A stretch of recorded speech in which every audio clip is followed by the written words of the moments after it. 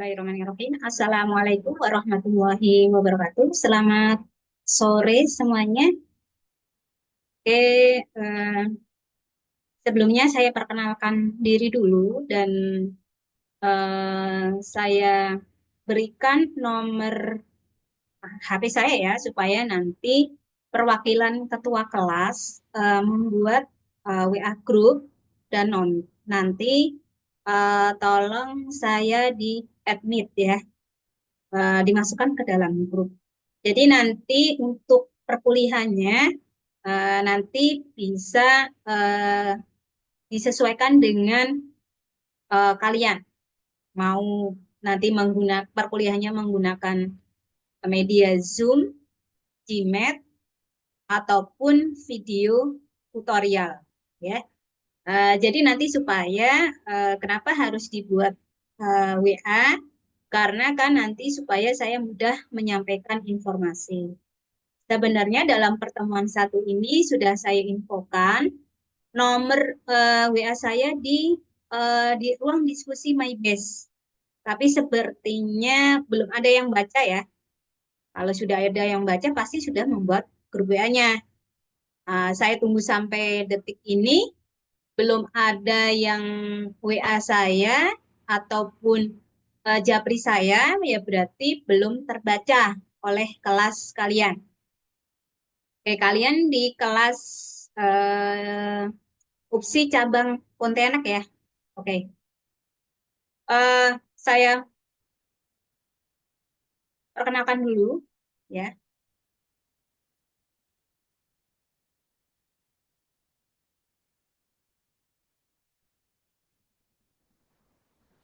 Oke. Mulai dari nama dulu. Nama saya,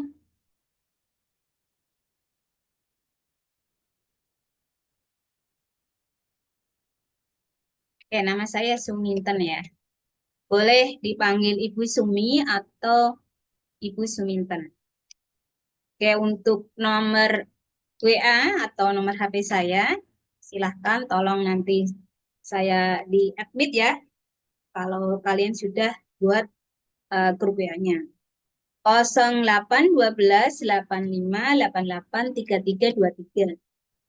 Kemudian email, Suminten. Nanti kalau misalnya ada tugas by email ya, tapi kemungkinan tugas nanti bisa variasi ya, bisa opsional. Bisa nanti di MyBase, bisa juga nanti via email. Makanya tolong dicatat saja. Nah, ini nanti kalau misalnya ada tugas via email ya, bisa dikirim ya ke suminten.center@gmail.com. Nah, ini sedikit perkenalan dari saya ya. Untuk lebih jelasnya nanti kalau misalnya mau diskusi, mau apa bisa japri ataupun eh, bisa di-share di grup WA. Asalkan masih di jam perkuliahan. Di luar itu nggak boleh, Bu, boleh ya, asalkan dari hari Senin sampai hari Jumat ya, karena Sabtu Minggu saya tidak ada jadwal itu waktu saya untuk rehat. Nah, jadi nanti silakan boleh nanti diskusi di luar jam mata kuliah kita ya, tapi waktunya tolong diingat dari hari Senin sampai hari Jumat. Misalnya untuk bahas tugas ya, tugas nanti bisa tugas kelompok, bisa tugas mandiri atau individu seperti itu. Oke, itu ya. Oke, kalau sudah untuk mempersingkat durasi dari video ini, saya langsung ke materi pertemuan satu. Jadi materi pertemuan satu ini masih sifatnya masih dasar ya. Oke, untuk materi pertemuan satu ini mengenai evolusi ya dan evolusi dari evolusi itu apa sih? Perubahan ya. Evolusi itu adalah sebuah perubahan. Perubahan dari pembuatan ya atau perubahan dari bentuk sebuah hardware yang namanya komputer. Dari nanti generasi satu sampai generasi sekarang. Nah, itu bentuknya seperti apa? Oh, generasi satu, oh besar sekali. Generasi dua, generasi tiga sampai yang kita pakai sekarang. Nah, itu ya, itu namanya evolusi, perubahan. Dari masa ke masa, dari generasi satu, generasi dua, generasi berikutnya sampai sekarang. Nah, itu evolusi, perubahan. Perubahan, ya. Nah, yang namanya perubahan ini pasti ada perbedaan ya. Perbedaan bentuk dan fungsinya tentunya. Fungsinya, komponennya ya, semuanya pasti berbeda dari komputer generasi satu, generasi 2, generasi 3. Itu pasti nanti berbeda. Nah, tapi sebelum saya bahas mengenai evolusi, nah saya perkenalkan dulu ya mengenai di sini adalah mengenai jadi nanti hari ini kita ya saya bahas 3 poin ya. Yang pertama nanti ada arsitektur ya, arsitektur atau struktur dari komputer. Kemudian yang kedua organisasi. Yang ketiga nanti adalah tadi evolusi. Evolusi dari komputer generasi satu sampai yang kita gunakan sekarang. Dulu kan belum ada laptop ya. Nah, sekarang udah ada iPad, ada smartphone ya, ada laptop ya. Kalau dulu kan eh, komputernya masih seperti tabung ya, seperti itu. Jadi besar sekali, seperti kulkas. Oke, yang pertama mengenai arsitektur komputer. Arsitektur itu apa sih? Struktur ya. Struktur itu ya bagian-bagian, komponen-komponen. Komponen-komponen dari apa? Dari komputer. Dari komponen fisiknya ya. Saya belum tahu nih jurusan kalian ini apa. TI apa SI? Karena kan kita belum uh, Zoom langsung ya, belum Zoom langsung mungkin insya Allah nanti pertemuan dua ya, ketika kalian sudah apa namanya sudah admit saya di grup ya, nanti linknya kan saya bisa share di grup. Nah, seperti itu.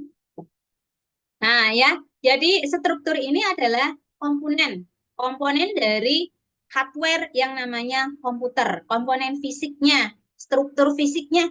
Oh, ternyata komputer itu terdiri dari apa saja, ya? Ya, banyak nanti. Ada perangkat keras, ada perangkat lunak, ada SO-nya ya, perangkat keras. Nah, perangkat keras ini nanti ada yang namanya ya bentuk dari komputernya. Ada keyboardnya ya, ada mouse-nya. Nah, itu kan perangkat keras. Terus kemudian ada penyimpanannya, ada hard disk ya, ada itu kan pelengkapnya. Nanti ada printer ya. Printer ini kan ya walaupun bukan komputer kan salah satu media yang terhubung di komputer nanti untuk mencetak dokumen. Terus perangkat lunak ini apa? Contohnya ada Microsoft Office, kemudian ada Photoshop ya, kemudian ada Paint Bucket, kemudian ada browser. Browser itu juga termasuk perangkat lunak dan lain sebagainya. Intinya perangkat lunak ini adalah aplikasinya yang kalian install di komputer. Kemudian SO, sistem operasi. Nah, sistem operasi ini adalah Windows-nya. Windows ya, kalau nggak ada Windows-nya ya kita nggak bisa tatap muka seperti ini. Jadi Windows ini nanti seperti mungkin kalian ada yang pakai iOS ya, Apple ya. Mungkin ada yang pakai Windows Vista, itu zaman dahulu banget. Mungkin kalian masih ada yang pakai Windows Vista, Windows 19, Linux ya. Itu sistem operasi. Nah, tanpa sistem operasi kita nggak bisa eh, berinteraksi dengan komputer. Jadi ini harus sepaket. Ada perangkat kerasnya, iya. Ada aplikasinya, iya. Ada Windows-nya atau OS-nya, operating system atau sistem operasi. Nah, kemudian apalagi nih strukturnya yang berkaitan dengan operasi komponen sistem komputer ya. Jadi nanti contohnya apa sih? Langsung aja nih contohnya apa? Seperti ada set instruksi. Instruksi ini perintah-perintah. Jadi perintah-perintah ketika kita input A, kita mau hapus, atau kita mau melakukan setting jaringan, atau kita mau melakukan pengujian, nah itu kan ada sebuah instruksi, set instruksi, kumpulan ya, sekumpulan perintah yang harus kita lakukan. Misalnya ini kalian membuat laporan, buka dokumen, nah itu kan ada perintahnya ya, seperti itu. Kemudian jumlah bit, nah ini nanti ada jumlah bilangan eh, bitnya. Kemudian ada mekanisme input outputnya atau IO. IO, input output. Jadi kita input, jadi kita input gimana? Di keyboard ya, kita inputkan. Apa? Nanti outputnya apa? Jadi dari yang kita inputkan tadi. Jadi sesuatu yang data yang kita input pasti nanti ada keluarannya.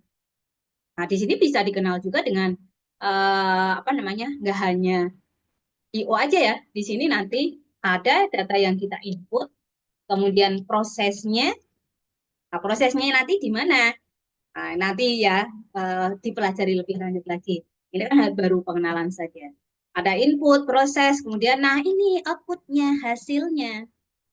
Jadi hasil dari data yang kita olah itu akan menghasilkan sebuah inputan, menghasilkan sebuah output, entah itu laporan ya, entah itu program, entah itu sebuah robot ya, kalau misalnya kalian jurusan TI ya, nah, dan lain-lain. Intinya output ini adalah sebuah hasil akhir. Misalnya yang paling simpel aja deh, kalian semester ini ya, nggak tahu saya semester 2 atau semester berapa, kalian mendapatkan berapa mata kuliah. Nah, di setiap mata kuliah itu pastinya kalian nanti akan mendapatkan tugas. Ya, misalnya contohnya saja tugas di mata kuliah saya, arsitektur komputer. Nah, misalnya saya berikan tugas untuk membuat makalah, ya. Tentunya dalam membuat makalah itu kalian input kan, nah, kalian ngambil data dari mana? Oh, searching dari Google, ya. Kalian kumpulkan nih dari jurnal-jurnal nih. Itu input ya. Terus kemudian kalian olah. Olahnya di mana? Di Microsoft Office, tentunya di Word. Ya kan membuat makalah. Nah, kalian ketik nih, kalian kutip nih dari referensi-referensi yang sudah kalian kumpulkan tadi. Nah, jelas ya.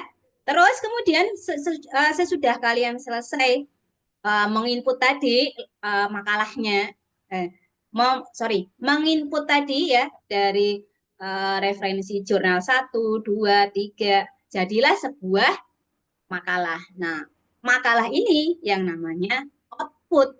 Jadi bisa dipahami ya. Nah, terus penyimpannya, prosesnya gimana ya? Prosesnya penyimpanannya disimpan di mana? Di PC, di ECU, CPU, ya, memori ya, di memorinya. Nah, hasilnya yaitu tadi laporan. Jadi makalah itu adalah sebuah hasil akhir, ya, kaitannya dengan IO tadi. Inputnya, data-data tadi kalian kumpulkan, jurnal-jurnal, itu input. Kalian input nih di Microsoft Word-nya. Terus kemudian diproses. Prosesnya ya ada mungkin edit, kalian mengedit, menghapus ya. Nah, itu kan proses. Kemudian kalian simpan kan di komputer atau memori. Nah, terus kalau sudah selesai nih, sudah deadline, sudah mau di submit, mau di-upload di Mebase misalnya. Nah, judulnya apa? Laporan atau makalah. Ya, laporan atau makalah ini yang namanya output. Nah, begitu juga kalau misalkan jurusan kalian apa namanya TI. Nah, kalian disuruh membuat robot. Nah, tentunya di sini yang harus kalian persiapkan adalah peralatan yang akan digunakan, entah itu kabel ya, entah itu sensor atau yang lainnya. Itu kan input. Nanti mungkin ada apa codingan juga. Nah, terus nanti hasil akhirnya robotnya bisa jalan ya itu output ya namanya. Nah, ini kaitannya dengan mekanisme I/O tadi dan teknik pengelamatan memori. Memori ini nanti tempat penyimpanan. Oke, next. Kemudian yang kedua, poin kedua adalah organisasi komputer. Nah, organisasi ini adalah cara penggunaan sumber daya komputernya. Jadi pengelolaan ya, cara bagaimana kita bisa mengelola ya, mengelola sumber daya komputer itu dengan baiknya. Di sini mencakup unit-unit operasional, kemudian interkoneksi, interkoneksinya ya, koneksi ya. Misalnya kalian mengoperasikan komputer, nah ini kan namanya butuh jaringan, butuh apa tadi perangkat keras ya, perangkat keras, perangkat lunak, kemudian Windows, butuh lagi satu lagi ini jaringan tadi ya. Jaringan ini kan nanti ada eh, LAN ya, ada PAN, kemudian ada WAN, ada MAN ya. Terus yang dibutuhkan yang mana ya terserah, misalnya butuhnya WAN, terkoneksi internet misalnya. Nah, itu namanya ini masuk ke dalam organisasi komputer. Nah, ini ya berkaitan dengan unit-unit operasionalnya. Operasional itu kayak penggunaannya ya dalam lingkup kesehariannya. Kita misalnya karyawan nih, misalnya karyawan BSI bagian BTI. Nah, setiap harinya ya monitoring ya, monitoring data, mengelola data ya, data dari keseluruhan, misalnya seluruh dosen di BSI, seluruh mahasiswa di BSI dari seluruh cabang, dari Pontianak, Jakarta, terus kemudian di Jawa Barat, Jawa Tengah ya, di Jogja ya. Nah, itu seperti itu. Terus cara penggunaan daya sistem ya seperti di sini ada CPU, kemudian memori, dan sistem input output. Kemudian mengontrol aliran instruksi. Jadi mengontrol monitoring perintah-perintah atau instruksi ya dan memastikan semuanya itu sesuai urutan. Oke, seperti itu ya yang namanya organisasi komputer. Contohnya di sini misalnya ada signal-signal kontrol, ada interface komputer, eh, kemudian ada peripheral, kemudian ada memori, ya, dan lain sebagainya. Selanjutnya adalah struktur dan fungsi komputer. Nah, kalau struktur itu apa? Ya tadi ya seperti arsitektur ya. Itu adalah komponen-komponen dari dalam sebuah komputer. Kalau fungsi itu ya operasi ya. Fungsi berarti penggunaan atau operasinya pada masing-masing komponen ya sebagai bagian dari struktur. Misalnya PC, CPU fungsinya untuk apa, keyboard fungsinya untuk apa, monitor fungsinya untuk apa. Nah, seperti itu. Oke, misalnya di sini ada Central Processing Unit. Nah, fungsinya untuk apa? Oh, untuk mengontrol operasi komputer ya. Nah, dan membentuk fungsi-fungsi pengolahan datanya. Nah, ini untuk struktur Central Processing Unit atau CPU. Kemudian memori. Nah, tadi sudah saya sampaikan memori, apa fungsinya untuk menyimpan data. Kemudian yang ke selanjutnya ada input output IO. Nah, ini untuk memindahkan. Jadi kita input ya, bisa kita input, kita edit, kita hapus, kita simpan. Nah, itu di input output ya. Memindahkan data antara komputer dengan lingkungannya. Lingkungan luarnya. Kemudian ada sistem interconnection. Nah, di sini nanti ada koneksi ya, mekanisme komunikasi antara CPU, kemudian memori maupun IO-nya. Seperti Oke, saya hapus dulu. Lanjut. Selanjutnya komponen-komponen CPU itu ada yang namanya CU, control unit, ya. Ini untuk mengontrol operasi CPU dan pada gilirannya nanti untuk mengontrol komputer secara keseluruhan. Kemudian yang ketiga ada ALU, Arithmetic and Logic Unit. Fungsinya untuk apa? Di sini fungsinya untuk membentuk fungsi-fungsi pengolahan data komputer. Nah, kemudian register. Nah, register ini untuk penyimpanan internal bagi CPU. Jadi penyimpanan sementara ya. Jadi penyimpanan sementara di dalam CPU. Jadi sebelum disimpan ke memori itu disimpan terlebih dahulu di register. Kemudian yang keempat ada CPU interconnection. Nah, di sini mekanisme komunikasi ya antara CU, kemudian ALU dan register. Jadi antara ketiganya tadi, antara CU, ALU, kemudian register. Nah, ini komponen-komponen dari CPU. Nah, selanjutnya poin yang ketiga yaitu mengenai evolusi komputer. Evolusi itu kan tadi perubahan ya, perkembangan, transformasi ya, perubahan ya dari generasi satu sampai generasi yang sekarang kita gunakan. Oke, yang pertama generasi pertama ini ditemukan komputer itu atau dibuat ya, itu tahun berapa sih? Tahun 1940 sampai 1956. Nah, ini bentuknya tabung vakum ya. Jadi bentuknya itu berupa tabung yang besar. Terus ciri-cirinya apa? Ciri-cirinya di sini yang pertama menggunakan tabung vakum ya sebagai komponen utamanya. Kemudian memerlukan daya listrik yang besar ya karena tadi bentuknya besar ya. Bentuknya kan tabung dan menghasilkan panas yang tinggi. Ukuran fisiknya sudah bisa digambarkan, tentunya sangat besar. Contohnya apa? Ada INIAC dan UNIVAC ya. Nah, ini bentuknya ya. Makanya boros listrik dan cepat panas sekali karena ya bentuknya besar seperti ini. Nah, oke yang kedua ada generasi kedua yaitu ditemukannya pada tahun 1956 sampai 1963. Nah, ini berupa transistor. Ciri-cirinya menggunakan transistor yang lebih kecil, kemudian cepat ya, kecepatannya itu lebih cepat daripada yang generasi pertama tadi, komputer tabung tadi, dan hemat daya dibandingkan tabung vakum tadi.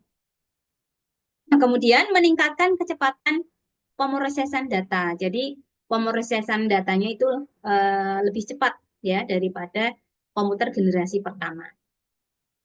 Kemudian ciri selanjutnya memungkinkan pengembangan bahasa pemrograman tingkat tinggi. Jadi di sini sudah menggunakan bahasa pemrograman ya seperti COBOL ya, Similtak ya, seperti itu. Nah, ini contoh komputernya ada IBM dan Univac. Ini tipe-tipenya ada 1401 dan Univac 1108. Nah, bentuknya seperti ini. Jadi lebih kecil ya dibandingkan dengan komputer generasi pertama tadi. Lanjutnya komputer generasi ketiga. Nah, ini ditemukannya pada tahun 1964 sampai 1971.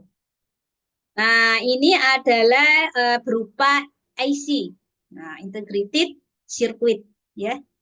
Nah, ini menggunakan sirkuit terpadu atau IC ya. em, Sehingga ukuran komputernya itu menjadi lebih kecil dibandingkan generasi kedua tadi. Nah, kecepatannya bisa dibayangkan ya, tentunya semakin lebih meningkat lagi, lebih cepat dan lebih efisien.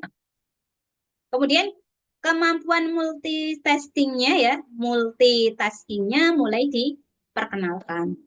Contohnya IBM 360. Masih IBM ya, tapi ini tipenya berbeda dengan yang generasi kedua tadi. Nah, bentuknya seperti ini. Nah, selanjutnya komputer generasi keempat. Nah, ini sudah berupa mikroprosesor ya. Ini sudah menggunakan eh, mikroprosesor dengan ribuan transistor ya. Terus kemudian komputer pribadi ya mulai dikembangkan di generasi keempat ini.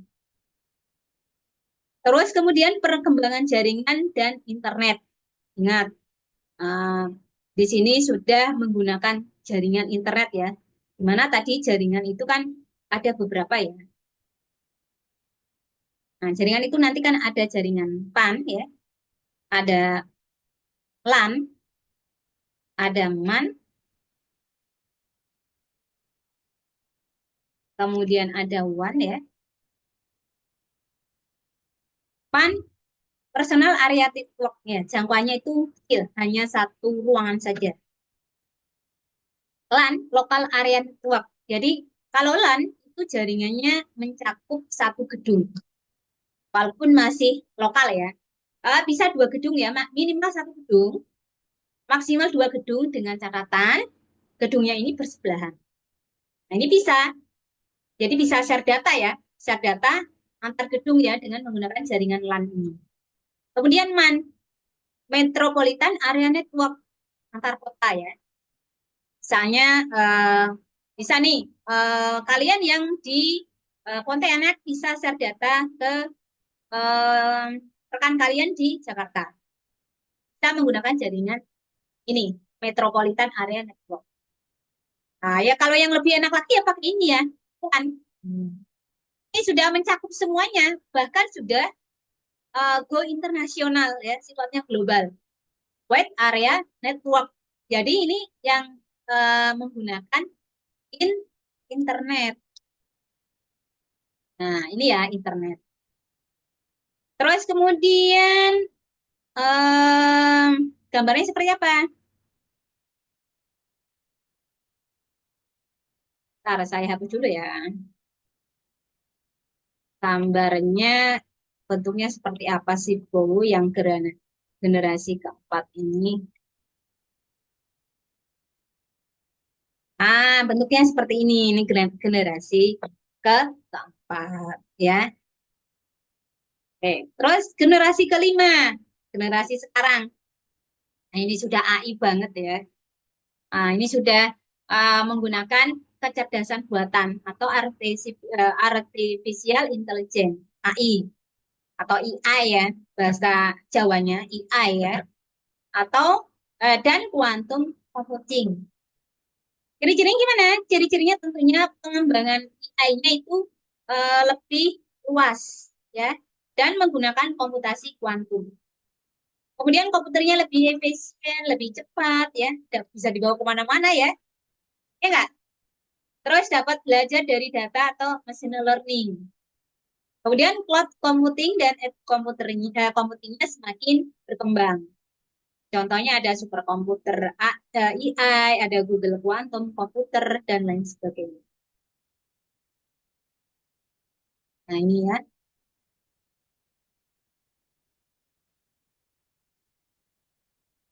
nah, itu generasi komputer generasi keempat dan kelima.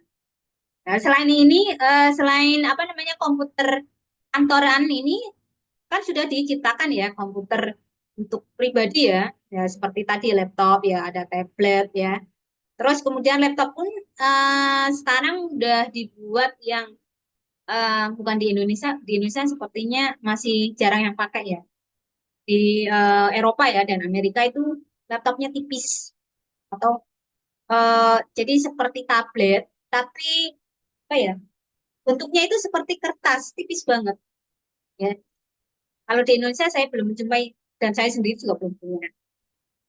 Nah, kalau saya pernah baca ya, baca di atau lihat di YouTube ya, itu ada di Eropa ya dan Amerika pokoknya di luar lah ya.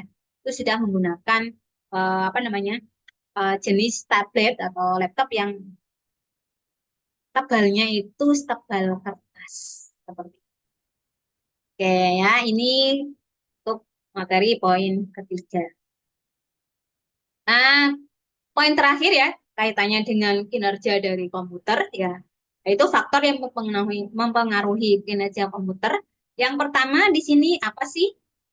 Jadi komputer itu bisa bekerja itu dengan dipengaruhi dari faktor apa saja. Oke, yang pertama di sini dipengaruhi dari kecepatan prosesornya. Jadi diukur ya satuan untuk prosesornya itu nanti menggunakan hertz ya. Biasanya ada hertz ya, ada gigahertz ya atau GHz ya. Terus semakin tinggi clock speed-nya itu semakin cepat eksekusi instruksinya. Kemudian multi core ya prosesornya. Misalnya core. Beda nggak nih kalian yang punya laptop core 1, core 2, core 3, core 4? Beda nggak? Oh, beda ya tentunya ya. Nah, itu jadi yang mempengaruhi kecepatan prosesornya itu yang pertama. Kemudian yang kedua, kapasitas dari dan kecepatan memorinya. Random Access Memory, RAM. Nah, ini RAM-nya lebih besar, ya. Jadi RAM yang lebih besar dan cepat itu meningkatkan performa multitaskingnya. Ya, itu. Nah, ini yang perlu diperhatikan. Nah, ketika kalian nanti beli komputer atau beli laptop, nah ini tolong diperhatikan ya. Kecepatan prosesornya, kapasitas kecepatan memorinya. Kemudian yang kedua ini dari kapasitas RAM-nya ini ya, jenis RAM terbaru seperti DDR5 ya. Ini memiliki kecepatan transfer data lebih tinggi dibanding DDR4. Kemudian yang ke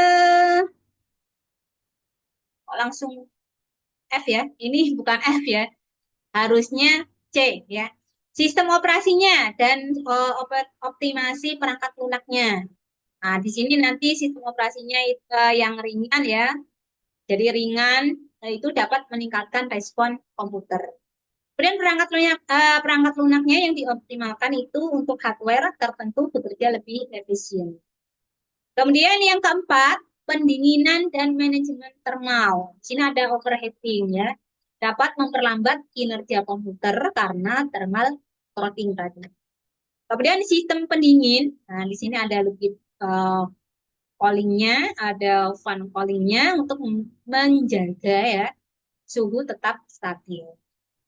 Yang kelima, yang mempengaruhi faktor yang mempengaruhi adalah jaringan dan konektivitas lah. Iya kan? Kalau kalian nih di Pontianak ya, jaringan internetnya stabil apa enggak? Ya. Nah, itu kan mempengaruhi ya, mempengaruhi kecepatan eh, internet. Biasanya sih yang di daerah-daerah, apalagi di pegunungan ya, di pelosok-pelosok yang masih rimbun, ya, masih di kawasan hutan, nah, itu jaringannya agak susah. Saya pengalaman, saya menginap di rumah teman saya di Bogor. Kebetulan rumah teman saya itu dekat Gunung Salak. Bisa dibayangkan ya, di situ masih asri, masih banyak pohon-pohon dan kondisi alamnya itu ya naik turun seperti itulah ya. Sinyalnya susah ya. Berbeda dengan di daerah saya, walaupun daerah saya memang di daerah di pelosok juga ya, tapi sinyal itu cenderung lebih mudah ya, seperti itu dibandingkan dengan kondisi di rumah teman saya tadi. Nah, ini ya. Jadi jaringan dan konektivitas itu sangat mempengaruhi. Ya, tentunya di sini adalah uh, kecepatan internetnya. Oke, nah ini ya. Kemudian, oh ini tadi, ya, uh, mohon maaf, jadi ininya materinya ini ya. Tadi harusnya yang bagian C ini ya, penyimpanan datanya, storage-nya ya, di hard disk-nya. Jadi kecepatan semakin bagus ya, semakin cepat hard disk-nya ya semakin bagus. Kemudian arsitektur dari dan efisiensi perangkat kerasnya. Nah, ini mulai dari prosesornya ya. Prosesornya ini mempengaruhi efisiensi pemrosesan. Kemudian graphic processing unitnya ini juga dapat meningkatkan kinerja untuk tugas yang memerlukan komputasi yang berat. Ya, seperti AI, gaming ya, ada rendering ya, rendering ya. Nah, ini ya faktor-faktor yang mempengaruhi kinerja dari komputer. Nah, perlu diperhatikan atau bisa kalian jadikan referensi ketika kalian nanti mau membeli perangkat ya.